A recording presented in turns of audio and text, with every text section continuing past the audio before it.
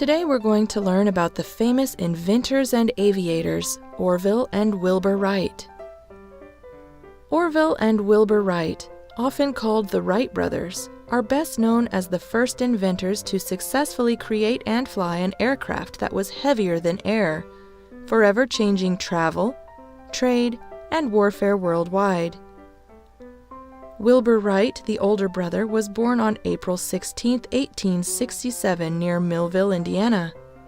Orville Wright, the younger brother, was born on August 19, 1871, in Dayton, Ohio. They were two of 7 children born to Milton Wright, a clergyman. The brothers grew up in Indiana and Ohio, moving several times during their childhood.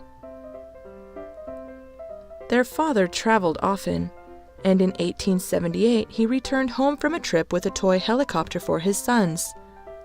It was powered by a rubber band that twirled its rotor, and the boys played with it until it broke. Then, they built their own helicopter. Years later, the Wright brothers would say that this toy sparked their interest in flight. Although both brothers attended high school, neither one graduated. In 1889, Orville built his own printing press and launched a newspaper with his brother Wilbur's help. The newspaper was not entirely successful, and in 1892 the brothers opened a shop selling and repairing bicycles. A few years later, in 1896, they even began building their own bicycles. Meanwhile, people all over the world were experimenting with flying machines. German aviator Otto Lilienthal made many successful flights using gliders, the first person ever to do so. He died when his glider crashed in 1896. That same year, American Samuel Langley succeeded in making short flights with an unmanned aircraft powered by a small steam engine. These two events inspired the Wright brothers, and they began seriously researching flying machines in 1899. They thought Otto Lilienthal had had the right idea with his gliders, but his crash proved to them that a better way of steering them was needed.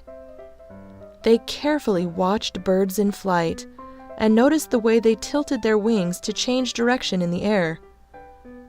Wilbur built a huge kite to test out the brothers' idea that warping or twisting its wings would allow them to steer, and it was successful. In 1900, Orville and Wilbur went to Kitty Hawk, North Carolina, to begin experimenting with gliders.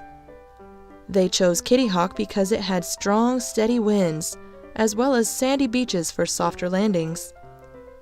Many early tests of the glider were made while it was tethered by ropes like a kite, and with no one aboard.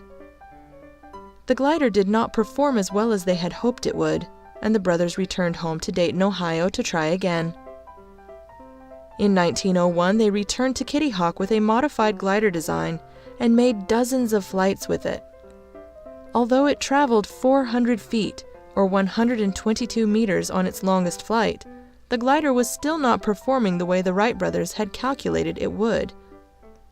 When they returned to Ohio, they built a wind tunnel and tested dozens of different wings to see which ones would lift the best. This hard work paid off.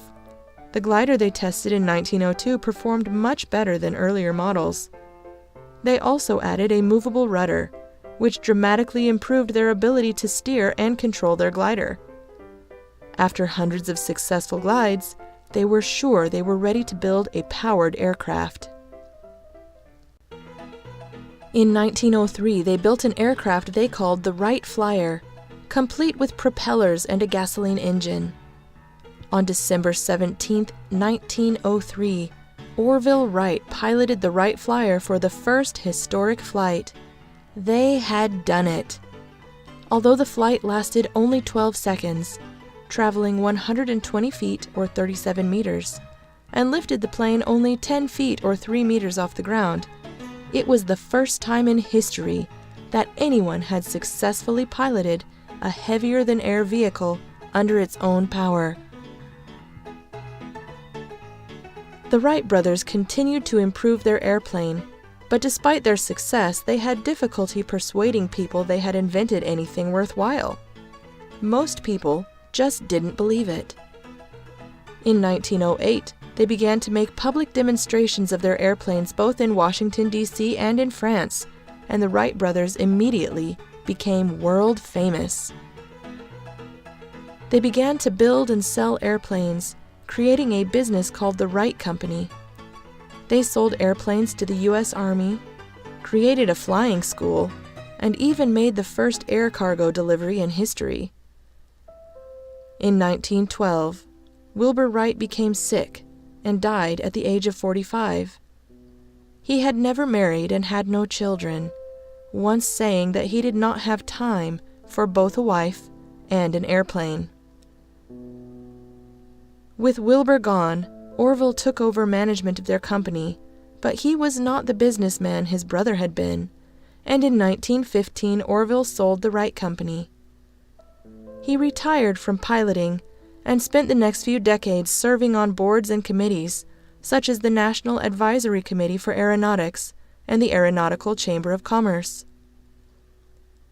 In 1944, more than 40 years after that first famous flight, Orville Wright had his last trip in an airplane, a Lockheed Constellation, a far cry from the original Wright Flyer.